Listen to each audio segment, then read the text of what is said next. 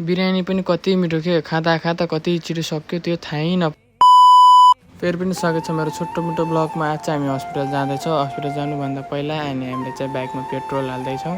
अनि आज चाहिँ मौसम पनि क्या दामी गरेको छ कि हेर्नु न साथीहरू, टक्क लाएर पुरा घाम लाग्दिएको छ अनि भर्खर पानी परेको थियो। हामी अनि हस्पिटल जाँदाखेरि सधैँ बाटो जान्छौँ अनि यो पुल चाहिँ यस्तो दामी छ फोटो खिच्नलाई। अनि हेर्नु न यो पुल चाहिँ यस्तो दामी कति ठुलो पनि छ। अनि 1-1.5 घन्टा पछाडि हामी चाहिँ हस्पिटल पुग्यौँ फाइनली। अनि हस्पिटल यही हो। अनि एकछिन पछि त अनि सोल्टी चाहिँ पुग्नुभयो। सोल्टी पुगेपछि लाइन चाहिँ लाग्नुभयो। अनि एकछिन पछि फेरि सोल्टी पनि आउनुभयो।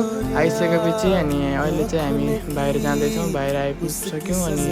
अनि अब चाहिँ घरतिर जाने। घर जानुभन्दा पहिला हामीलाई चाहिँ अब केही भोक लागेको छ, केही त खानु पऱ्यो। अनि बिरयानी अर्डर गरेको थियो, बिरयानी पनि कति छिटो आइसकेको छ। अनि त्यस पछाडि चाहिँ हामीले केही ढिला नगरेर गम कि गम खान थाल्यौँ। यस्तो मिठो थियो क्या।